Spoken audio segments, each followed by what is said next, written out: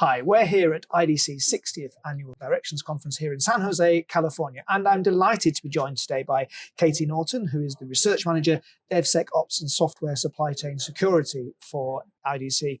In essence, she's an expert, and we're here to talk to experts here today. So, Katie, we're talking all things AI.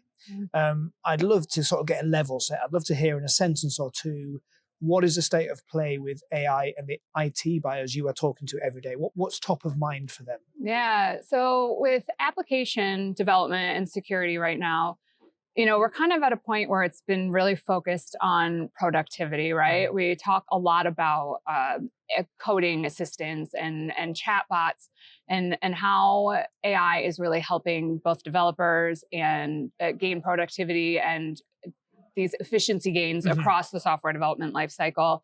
But as we're sort of shifting our view towards agentic AI and talking about what that means in terms of application development, we're really seeing this realization and an opportunity to eliminate toil from the development lifecycle. And this is something we've been talking about since like the dawn of DevOps, and it's finally coming into view.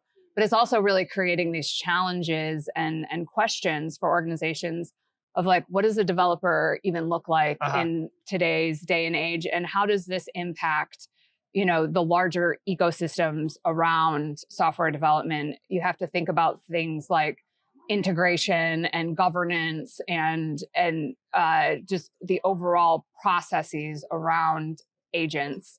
And so there's a lot of these questions for organizations right now of what do we need to do to actually achieve these gains that we're looking to get. So it's, I like to call it the Jurassic Park question, which is just because we can do something, should we do it? Exactly. Right? What you're describing there is amazing because there's lots of technology that can help and support actions, but at the end of the day, what are we trying to achieve and how is this technology going to support it? Yeah. And something I hear often from the CIOs I speak to as part of my role with CIO Magazine is this sense of frustration that AI or AI projects are all kind of lumped together in one amorphous thing, right? Let's just put some AI on it and that's going to solve our problems kind of thing.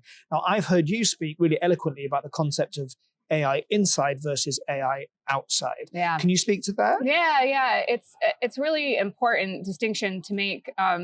I don't know if it's the best analogy, but it's really important to understand. I think, AI inside, you can think of like, how am I incorporating AI into the processes, platforms, and tools that I'm already using or investing in? So the examples here being like AI layered into our observability platform or, anomaly detection in our cybersecurity tools that we're leveraging internally.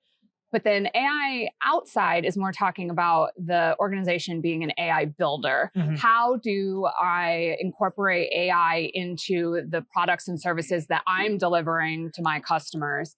And so it's a really important point to distinguish for CIOs so that they can have this conversation sort of around like, where am I buying AI and where am I building AI?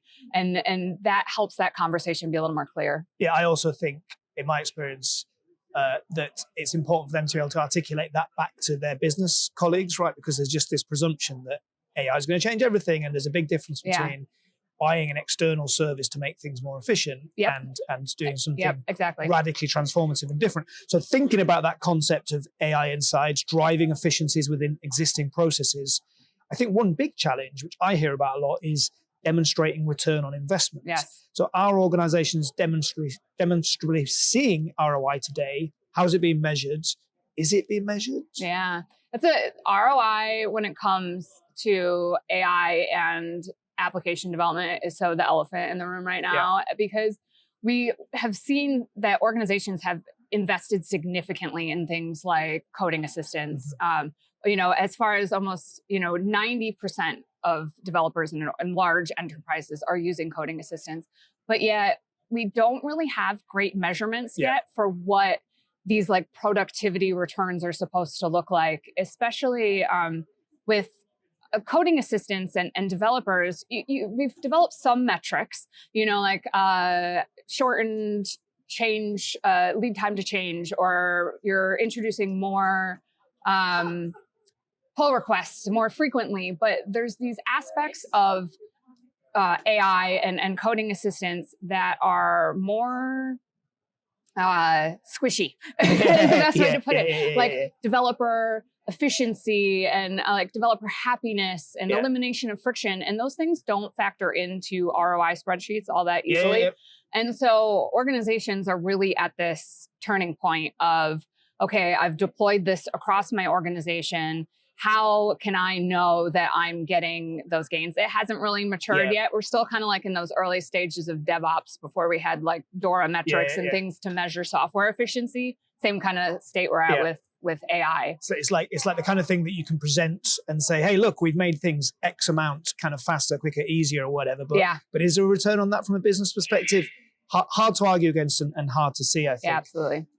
So can you think a little bit more broadly, could you speak a little bit about the impact of AI on app development? What are some of the potential implications of baking AI into customer-facing apps? Yeah, so I'm going to dive into my security realm here where I'm really an expert. And there's huge implications for this. You know, like the upside of AI outside or incorporating AI into your apps is huge, right? Like you can really develop these intricate touch points with your customers and make your products that much more intelligent and engaging, but it creates this entirely new attack surface that most organizations aren't really prepared or have put a lot of thought into. And so, for example, you know, when you incorporate AI into your user experience and into your application, AI can predict it's a probabilistic system, right? It can predict it can engage in ways that you can't predict. And therefore it created this whole new class of vulnerabilities that the tools we're currently using to secure applications can't even start to address. And then you have issues of data, right? Organizations, not only their own data, but their customers' data. And how is this tool leveraging it? Who has access to it? Is it being used to train a model somewhere? Can it be leaked? And then you also just have these issues around, you know, what is the AI outputs saying that we don't have to think about with traditional, you know, applications and securing them. You know, if your app has this, you know, makes a legal claim that's completely incorrect, it's not just a quality issue anymore. It's an issue of reputation, of compliance for these organizations. So really, AI is not just like this cool new feature you're building, but it really is this new, you know, attack surface that you have to lock down and really think about early on in your AI development. Yeah. So something that can do an exponential number of things that you can't predict requires you to think about security, compliance in a just totally different way. It's almost like an extra dimension to the whole scenario. Okay. And then another issue, which is also extra dimensional, is, you know, I hear two things all the time, right? I hear stories of like more IT professionals than ever, like seeking work out of work. And AI is able to take on some of those functions previously done by humans. And yet I also hear from CIOs all the time that there's this critical skills gap, that they can't fill empty positions, that they can't figure out what the right positions are to fill even. So how should IT buyers build a winning team for an AI-infused organization? Yeah, in application development, this is really huge, right? And I think I like to think about it is that we're shifting, and especially in this agentic age, from automation to autonomy, I think is the best way to think about it. Organizations now have to think less about like doing tasks and about how they're guiding, orchestrating, and controlling these things. And so like dev and ops teams, they now need these like AI choreography skills more so than anything. They're no longer, you know, doing the tasks themselves. They're figuring out, how do I, you know, provide the guardrails around these agents to get them to do the tasks. And so I think IT buyers really have to start thinking about this in a sense of having these heterogeneous teams where you're like even beyond the whole DevOps concept, right? You're bringing together developers, data scientists, operations and security, all working and subject matter experts in many cases,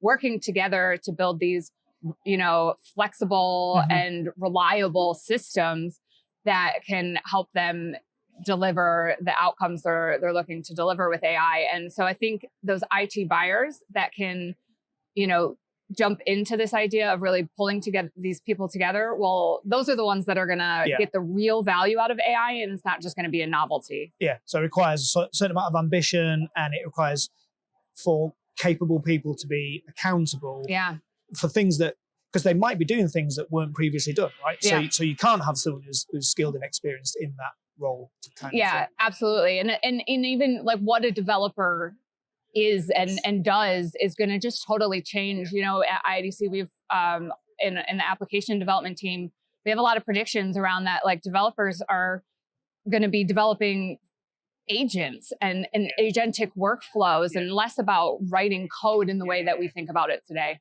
Yeah. In the world of journalism, we tend to think like if an AI can do it, it will be done by the AI, right? So what's the insight? What's the unique thing that you're bringing to the flow? And that, I think, sounds similar with developers. Okay, incredible. We could speak for hours about this, and we don't have hours.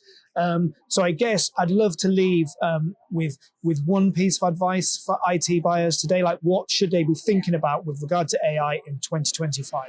Yeah, I think this year, I like to think about it as that organizations, they need to build the AI muscle to deploy AI reliably, repeatably, and at scale. And to be able to do that, organizations need to think less about, it's going to be less about like this particular AI tool or this particular model, and am I choosing the right one? It's about thinking in an ecosystem perspective. Organizations need to be systems designers, not like IT shoppers when they're thinking about AI. Okay, amazing. Thank you so much. That's great advice and a great conversation. So thank you so much, Katie. Great. Thank you.